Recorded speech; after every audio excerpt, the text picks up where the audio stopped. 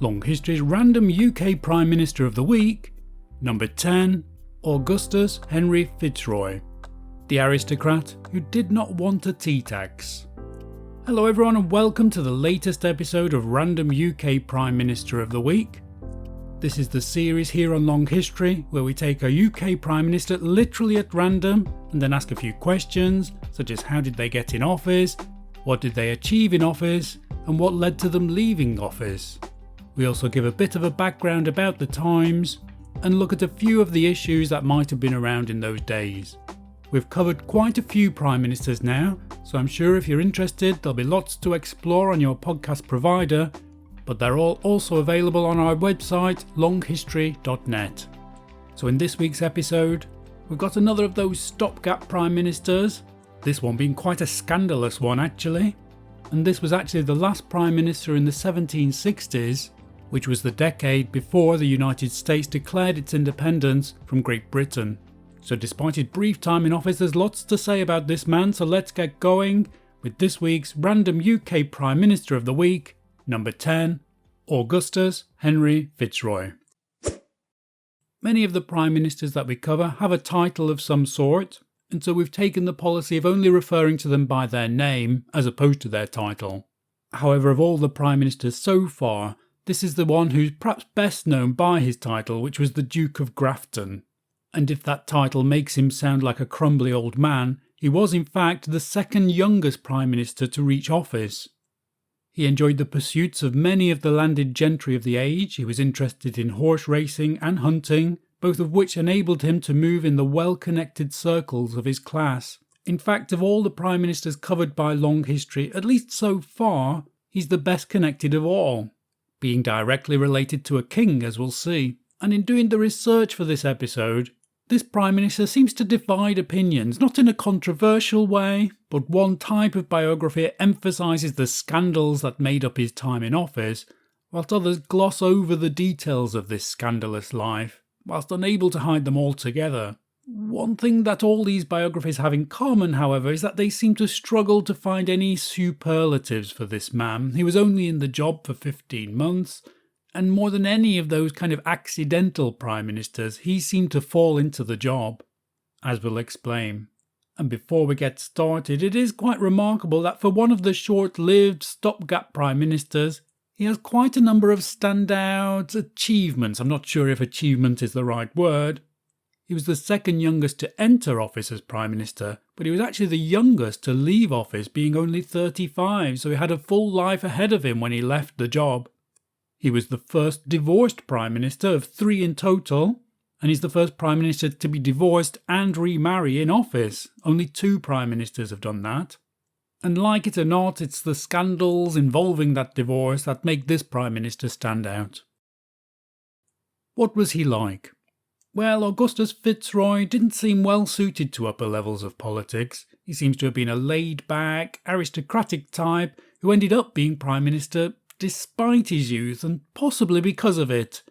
And if he was criticised, it's because he preferred to enjoy himself rather than focus on his political role. Now, we've mentioned that he was famously young when he took office, and these scandals we've mentioned are perhaps as much due to his age as his personality. He was married to Anne Liddell in 1756 at the age of 21. They had 3 surviving children, but by 1764, aged 29, FitzRoy was having an affair with a woman commonly known as Nancy Parsons, who was apparently born with the name Anne Parsons, and had the background as a woman who gave intense pleasure to upper-class men, shall we say, to put it delicately. One particular standout scandal was when FitzRoy took this mistress to the opera when Queen Charlotte, the Queen herself, was present, something which was seen as beyond the pale. It was when FitzRoy found out that his wife was pregnant by her own lover, however, that he had a pretext to get divorced in 1769, aged 34, whilst in office as Prime Minister. He then married Elizabeth Wriothesley 3 months after his divorce, and then had another 9 surviving children with her. So we can see that this is a man who was not averse to personal scandal, but it's possibly telling that he remained married to his second wife until his death in 1811 after 42 years of marriage. perhaps suggesting that the scandals of his premiership were more down to age than anything else. The historical background.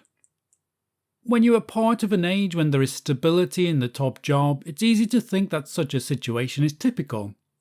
In the UK, for example, this happened in the 1980s, which is synonymous with Margaret Thatcher, or in the late 90s and early 2000s when Tony Blair was the Prime Minister. These seem to be in charge forever. However, there's another type of not uncommon period in history, as happened recently from 2013 to 2023, for example, when the UK had a quick series of 5 Prime Ministers. Sometimes politics right at the top seems to turn into something of a mud-flinging competition, and it all seems a bit of a mess, but there is some sense amidst those rapidly changing Prime Ministers. And perhaps that period is mired by controversy or some irresolvable issue or just some kind of apathy. And this weird mix seems to have been the case in the 1760s, when there was another decade of up to 7 Prime Ministers this time, depending on how they are counted. Augustus FitzRoy was the last of the short-term Prime Ministers before Frederick North took up the job and stayed in the role for 12 years.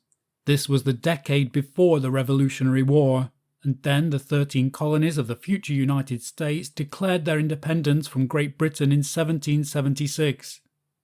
This key issue is perhaps the reverse of the problems of the late 2010s. In the latter period, the UK was debating its break from Europe, while towards the end of the 1760s, when FitzRoy took office, the issue was the 13 colonies breaking away from Great Britain. There were plenty of other problems at home as well, however. The United Kingdom at the time. So we had a period of instability in the 1760s. This began with the crowning of a new king, George III, in 1760 itself. This new king was apparently keen to sweep away the old guard, partly contributing to the destabilisation of who was at the top in that decade. Other issues, however, included years of inflation caused by poor crops. The average weekly wage for agricultural labourers in 1770 averaged out, according to one figure we found, just over 6 shillings per week. That's £26.09 in today's money, or $31.90 at today's exchange rate. It's interesting looking at a list of the major cities at the time and how that's changed over the years. In those days, Bristol was the second largest city in the country, having 45,000 people. Port cities such as Bristol, London and Liverpool at the time had significant black populations, adding up to 15,000 people in the late 18th century. The United States at the time. Well, of course, we're talking about the 13 colonies in that particular decade, and the 1760s were dominated by taxation of the colonies. In 1766, a controversial Stamp Act was repealed, which had caused much controversy by imposing taxes on various goods in the 13 colonies to make them supposedly pay for themselves. However, just as this act was repealed, the British managed to snatch defeat from the jaws of victory by passing another act to legitimise the right of the British to tax its colonies and to assert their laws if they chose to do so. This did not go down well across the Atlantic. The British couldn't leave the subject alone, and in 1767, just before FitzRoy came into office, the British imposed some new taxes, with the tax on tea proving ultimately the most consequential.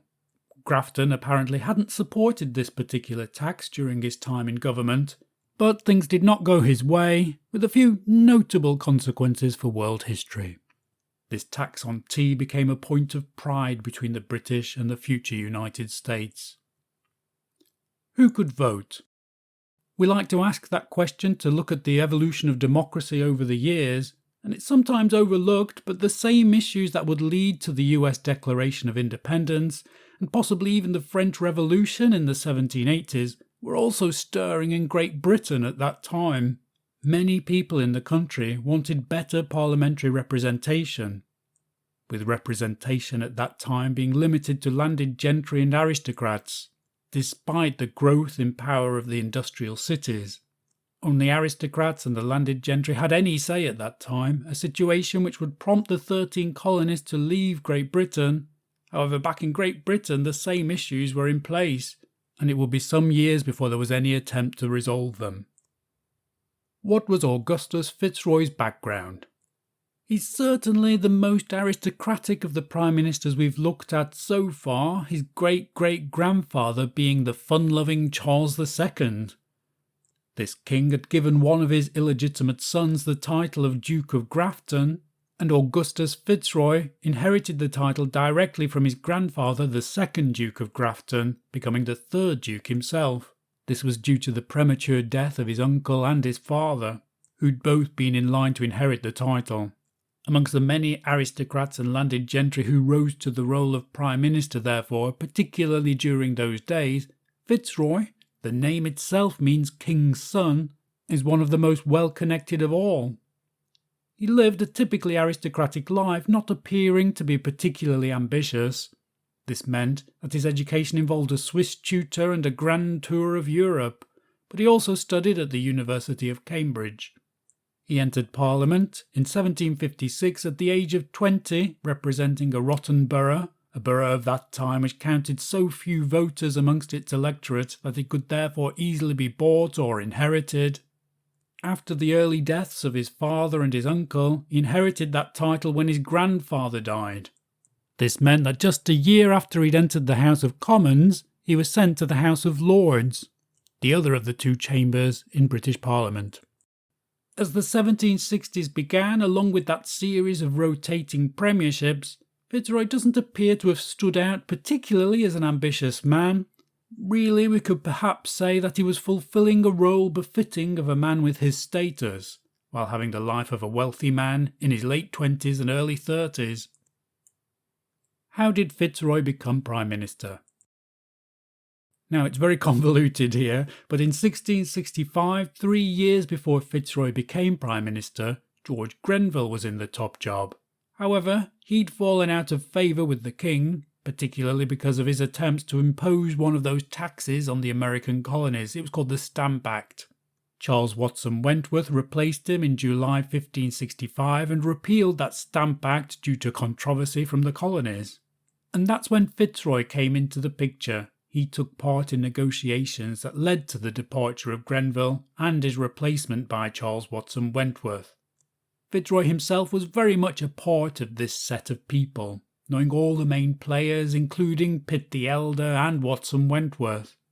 At that particular point with this new administration, FitzRoy was given his first job in government, that of Secretary of State for the Northern Department.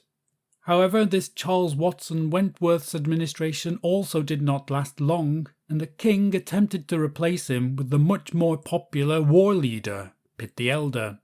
However, Pitt the Elder was a bit sickly and didn't particularly want the job. Eventually, he reluctantly took it, but his illness dominated his time in office. During the reluctant negotiations to take up his job, FitzRoy ended up in the role of First Lord of the Treasury, which is usually a title given to the Prime Minister. So Pitt the Elder was officially the Prime Minister at this time, but I think it's fair to say that FitzRoy was being lined up for the succession. Perhaps Pitt the Elder wanted a young man in charge in contrast to him.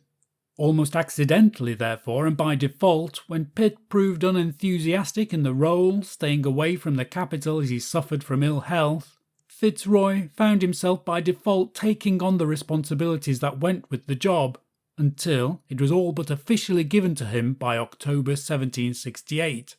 That particular moment appears to have happened when Pitt, this predecessor, resigned one of his titles and effectively handed FitzRoy this job by default.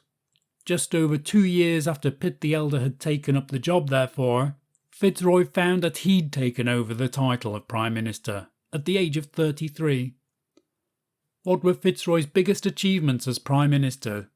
Well, as we've said, he was kind of a Prime Minister by default more than anything, and FitzRoy's time in office was mired in controversy, particularly on that personal level. He was hounded by the press, and a series of resignations, while FitzRoy was in the job, meant that he lost his own will to continue in the job. It doesn't sound like he was reluctant to hand the reins over to someone else. He'd never fought for the job, and he didn't fight to keep it. Why did FitzRoy stop being Prime Minister? Well, this would be another of those brief premierships, this time only 15 months, with the government rarely gaining enough majorities to gain any traction at all. Any confidence in the administration was undermined by this harsh criticism from outside. Eventually, the king persuaded yet another man to take up the job. This would be one of history's most famous prime ministers, Frederick North, who was in charge during the time when the 13 colonies, that future United States of America, declared their independence. So, why should we remember Augustus FitzRoy? Well, with only 15 months in the top job and a relatively quick departure from the higher echelons of politics after that, the only thing that makes FitzRoy stand out really is that he was Prime Minister at all. Other than that, unfortunately, he's memorable for all the wrong reasons, perhaps. For these scandalous relationships, for getting divorced and remarried at a time when these things were very rare. He was a young man, very wealthy, very well connected, and was perhaps looking for a purpose, but he doesn't seem to have found it in this direction. Perhaps the most memorable thing about FitzRoy politically is the way he got to the top. He's a particular example of a well-connected person who got to the job even though he didn't seem to really want it, or to be up to the job when he got it. It isn't really the only time that this has happened, and perhaps it's a case in point that when leaders rise to the top in this way, it doesn't really result in great leaders. Perhaps there's some exception. It seems to be more of a sign of a lack of ideas from the establishment, which is grasping around for someone new to take the top job in the hope that they'll be better than expected when they're in the role. Of course, we don't have to learn something or even anything from these prime ministers, but perhaps we can see here that youth in itself and well-connectedness aren't good enough reasons to get the top job in themselves. And although it's not what you know, it's who you know, well, what you know is quite important as well. In terms of the man himself, well, he did stand up and do what he was asked to do. He did the top job. I think at the time there was a certain type of aristocrat who went into politics as some sort of burden of duty to justify their existence. He was quickly relieved of that burden, and he also left the upper echelons of politics quite quickly, so perhaps acknowledged himself that this wasn't the role for him, but he did give it a try. So there you go, thanks for listening to the latest episode of Random UK Prime Minister of the Week. As always, I like to stress that this is just a quick summary, and as I said with this particular Prime Minister, the biographies do vary a lot, so perhaps there's a completely different take altogether on this particular life. And as always, I just see this as a starting point, a springboard, so you can begin your own research if you're interested in this particular Prime Minister. I hope you enjoyed that, and please do like it and share it if you can to help promote it. Don't forget, we've got lots of these episodes available now. They'll be there on your podcast provider, or they're all collected on longhistory.net. Thanks again for listening. This was Random UK Prime Minister of the Week, number 10, Augustus Henry FitzRoy. Goodbye.